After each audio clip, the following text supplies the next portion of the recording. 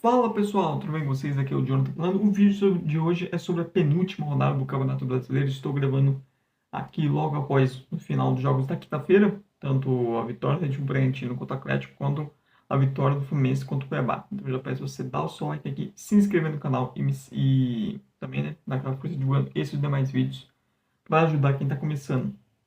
Bora iniciar justamente com o único jogo de terça, o primeiro jogo da rodada, a vitória dele no Coringão, 3-0 no Bahia, grande atuação ofensiva do Corinthians, mais um jogo do time jogando muito bem, mais um jogo do time jogando no ritmo da torcida, uma atmosfera incrível, estádio lotado, outra grande atuação tem a atuação ofensiva, Breno Bidon, Carrilho desfilando no meio campo, Garro também muito bem, e a dupla de ataque, Yuri Alberto e Memphis cada vez mais em sintonia. Um Corinthians que termina o Brasileirão em altíssimo nível, 8 vitórias seguidas, a maior sequência de vitórias do Corinthians na história do Campeonato Brasileiro, seja mata-mata, pontos corridos, e vitória que garante o Corinthians na pré-Libertadores. Um mês atrás o Corinthians estava lutando com o rebaixamento, parecia impossível conquistar uma vaga em pré-Libertadores e também conquistar a vaga na Copa do Brasil ano que vem, e o Corinthians conseguiu. A sequência de 8 vitórias era o que o time precisava para ter alguma chance, e o time fez. E o Corinthians chega à última rodada do Brasileirão só para cumprir tabela, porque já garantiu vaga na pré-Libertadores e na Copa do Brasil. Algo inimaginável, dado o momento do campeonato. E incrível. Enquanto que o Bahia é outro jogo ruim, defensivamente, um time que não consegue ser seguro, problemas no gol. É mais uma partida que expõe os diversos problemas do Bahia, né, nesse segundo turno do Brasileirão. Se de um lado o Corinthians vem numa sequência absurda, se você pegar um mês atrás a diferença de pontos do Bahia e do Corinthians era inimaginável que o Corinthians pudesse alcançar o Bahia.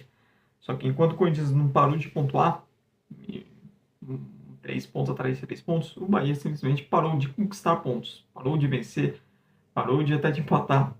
Uma sequência muito ruim, finaliza o campeonato muito abaixo, mas ainda tem chance de classificar para a Libertadores, depende só de si para isso. E nos jogos de quarta-feira, começamos com a vitória do Vasco 2-0 contra o Atlético Mineiro. O Vasco chega a 47 pontos e o Felipe foi bem nas escolhas que fez. O Felipe Coutinho fazendo um bom jogo, o Alex Teixeira aparecendo bem, o Verratti também. A entrada do Jair no meio campo, a forma como ele montou esse time, conseguiu extrair um pouco do melhor dos seus jogadores, principalmente do Coutinho e Teixeira. E o Vasco conseguiu vencer jogando bem dentro do São Januário e terminou a rodada em 10º. Matematicamente até tem chance para Libertadores, mas é meio que impossível, porque o Vasco tem que tirar uma diferença de menos 12 de saldo do Bahia para conseguir uma vaga para Libertadores.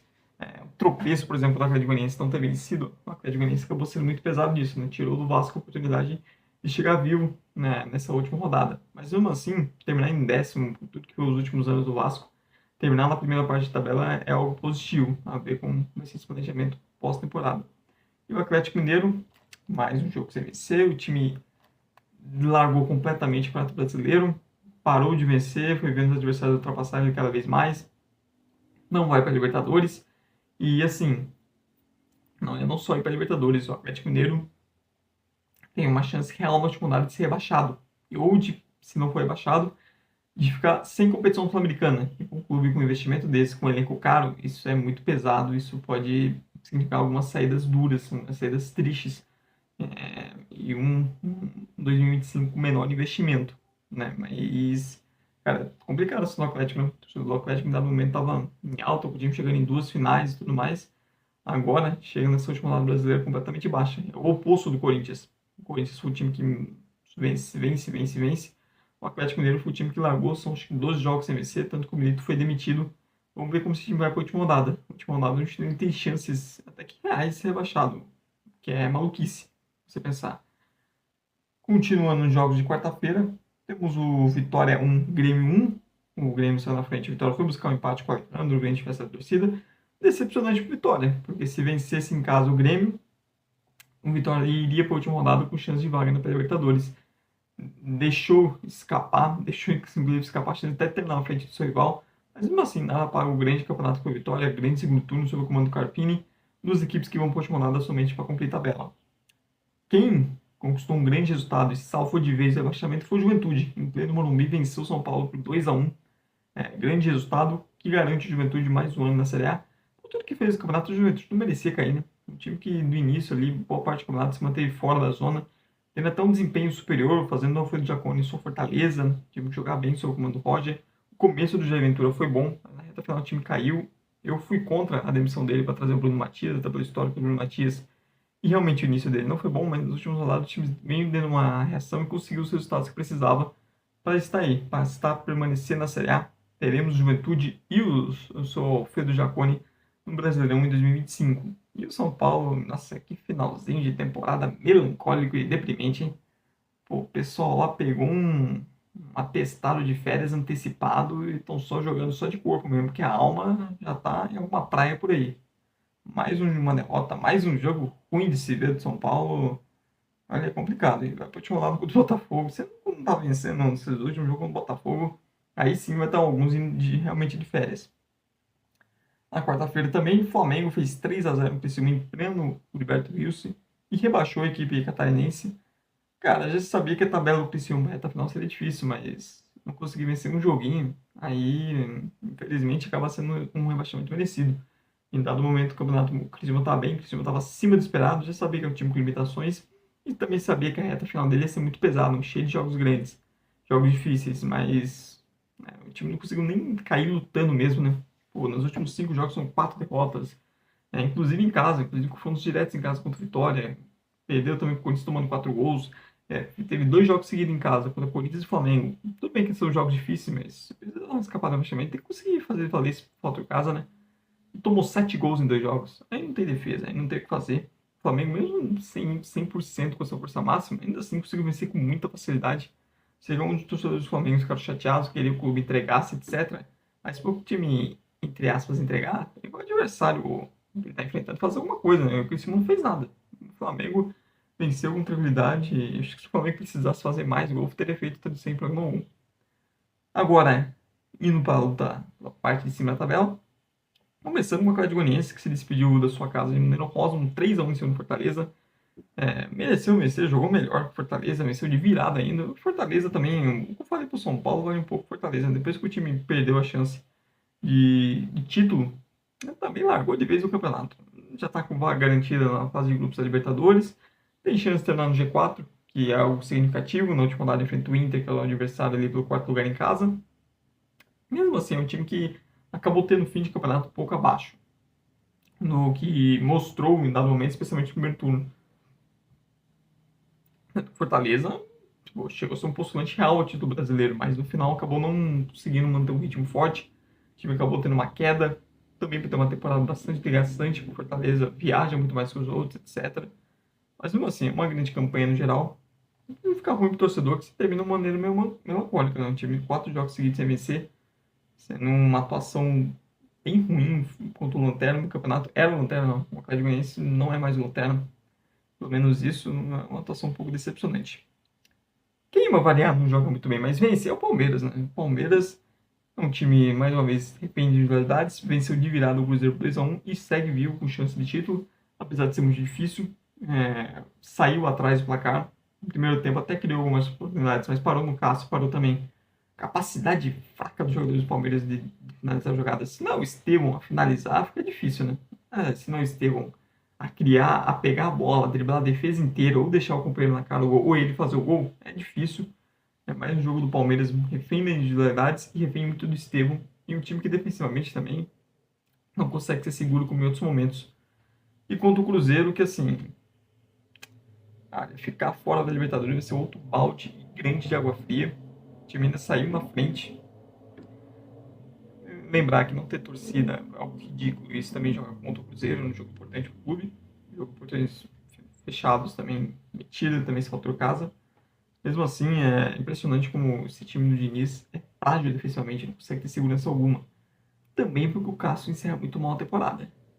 O Cássio, na reta final do Corinthians, agora mostrando todos os problemas, o porquê ele perdeu posição no Corinthians, mostrando isso no Cruzeiro, é algo que se torna preocupante para 2025, pois o Cruzeiro investiu alto no Cássio e ele vai dando sinais de queda de desempenho, queda física. E o que estava acontecendo no final dele no Corinthians, né? Pelo visto, não era todo torcedor do Corinthians que estava errado em pedir ele no banco. O tempo sendo o senhor das razões. E o Cruzeiro vai continuar não dependendo apenas de si para a Libertadores. Decepcionante, porque o time passou o campeonato inteiro ali na faixa de pré-Libertadores, etc. Decepcionante também pelo investimento que promete fazer na próxima temporada. Estar na Libertadores é muito importante para isso. E ficar fora vai ser um golpe duro e que vai colocar em xeque o trabalho do Diniz. Eu mantenho minha opinião. Acho que para 2025, com mais tempo a treinar, para temporada, a tendência é o time melhorar sob o comando do Diniz. Mas será que ele vai ter esse tempo? Essa é uma grande questão. E o Botafogo, depois de vencer a Libertadores, mesmo por desgaste, conquistou algo gigante, venceu o Inter fora de casa e depende apenas de si mesmo para ser campeão brasileiro. É um ótimo jogo, porque você tinha um Botafogo que fez o gol no começo e depois, cara, sobreviveu. Pelo desgaste físico, o time foi comemorar também, tudo. E você vê que faltou um pouco mais de perna também, não foi o mesmo Botafogo de outras partidas. O Inter que pressionou muito, é como se o Inter não tivesse meio jogado, foda-se. Não, o Inter jogou para valer, pressionou bastante, teve chances de fazer os seus gols, de empatar pelo menos, mas parou também na má pontaria dos atacantes, que estavam no péssimo dia, e também no Gatito, que foi peça fundamental para o Botafogo sair vitorioso. O Botafogo até poderia ter levado mais perigo em alguns contra-ataques, mas faltou definir melhor as jogadas. Mesmo assim, o time conseguiu sobreviver, uma vitória de quem quer ser campeão mesmo. O Botafogo está numa sequência, acho que tem 14 ou 15 jogos sem perder, algo do tipo. Impressionante também. Muito se falou da sequência do Inter, mas pouco se falou até do Botafogo. Quanto tempo que o time não perde um jogo. A última derrota foi no começo do turno com o Juventude no Alfredo Jaconi. Desde então o time não perdeu mais. Tudo bem que estão alguns empates aí. Até por isso que o título já não está decidido. Mesmo assim, é um Botafogo que mostra uma solidez muito grande. E esse é um jogo que mostra isso. Mostra como um outro time em relação, por exemplo, que foi no ano passado. Um time que soube sobreviver esse momento difícil. E que legal, né? O Gatito é um cara que roeu o osso todos esses últimos anos ruins de Botafogo, e ele conseguiu de alguma maneira ser importante nessa campanha, pois sem ele o Botafogo não teria vencido o Inter. Ele foi importante nesse jogo, e se o Botafogo for campeão, ele vai ter sua participação decisiva, que foi ter ajudado o Botafogo a ter vencido esse jogo, esse confronto dificílimo contra o Internacional. Indo para a luta do desespero, os jogos dessa quinta-feira, começando com o Fluminense 1, Cuiabá 0. O Fluminense dominando o jogo, o Cuiabá entrou para se defender e tentar, quem sabe, no contra-ataque. Acabou não tendo tanta chance assim no contra-ataque, um jogo mais de ataque contra a defesa. O Fluminense meio travadão no ataque. Tem um pênalti, o Arias perde de novo, mas dessa vez o Fluminense vai vencer. A entrada do Keno no segundo tempo foi fundamental para isso. Se o Fluminense escapar do rebaixamento, o Keno sai grande disso, porque a velocidade dele, 1 contra 1, ele é um cara que colocou fogo no jogo, sabe? Você ajudou o Fluminense a crescer dentro da partida, a pressionar mais o Cuiabá. Mas que o Walter fez um grande jogo no gol, várias defesas. A chance ali no Serna, no rebote do chute do Keno, não conseguiu defender. O Fluminense venceu. Estava salvando o rebaixamento. No final, a vitória do Bragantino deixa tudo vivo, última rodada, num jogo muito difícil contra o Palmeiras. Mas o Fluminense tinha a obrigação de vencer, né? E foi lá e fez. Mesmo não enchendo os olhos, o time conquistou os 3 pontos nesse momento que era necessário. Era para chegar escapado, né? A tabela do Fluminense permitia isso, mas aquele empatezinho com o Criciúma, olha, pode fazer uma diferença enorme nessa reta final. E o último jogo é o confronto direto entre Atlético Paranaense e Red Bull Bragantino, vitória gigante no Massa Bruta por 2-1. Se o Atlético vencesse, o rebaixamento estaria definido, ele confirmaria o rebaixamento tanto do Red Bull quanto do Criciúma, e o Red Bull que não vencia o jogo desde setembro, no meio de setembro, desde o mês 9 sem vencer uma partida no Brasileirão, voltou a vencer justamente fora de casa, justamente no confronto direto. Saiu na frente com o Sacha, não segurou a vantagem, porque esse time do Red Bull Bragantino defensivamente também não é capaz de segurar nada. E mesmo assim, no segundo tempo, um gol choradíssimo, uma pataquada da defesa do Atlético, mais uma para as dezenas. O Sacha fez um golaço, o Sacha botando a responsabilidade, chamando para si a responsabilidade. E se o Red Bull tá vivo nessa última rodada, é muito por causa do Sacha. Assim, vários problemas no time. O Sacha não é um problema, pelo contrário, é uma das poucas coisas que funcionam nesse time Red Bull Bragantino. E a equipe chega viva na última rodada muito por conta dele. E pega o Criciúma em casa. Ou seja, o Red Bull Bragantino tem chance reais de escapar. E o Atlético deu um mole enorme, né? Porque esse crescimento final do Atlético no campeonato foi muito por ganhar os jogos que tinha que ganhar em casa. Ganhou contra os reservas do Atlético Mineiro, ganhou do Atlético Goianiense. Só não ganhou do Fluminense, né? Que era um confronto direto. Mas foi justamente vencendo esses jogos diretos, esses jogos de obrigação, e conseguiu sair da zona de rebaixamento e esperar um pouco. Hoje era esse jogo final, esse jogo para vencer e escapar de vez. E novamente o problema no sistema defensivo apareceram. O Atlético sofreu com a defesa do campeonato todo. E era óbvio que ia dar o ar da graça em algum momento, e deu, justamente nesse confronto direto. O segundo gol, uma pataquada enorme. O primeiro também, a falha individual, o Sacha Santos muito fácil o zagueiro.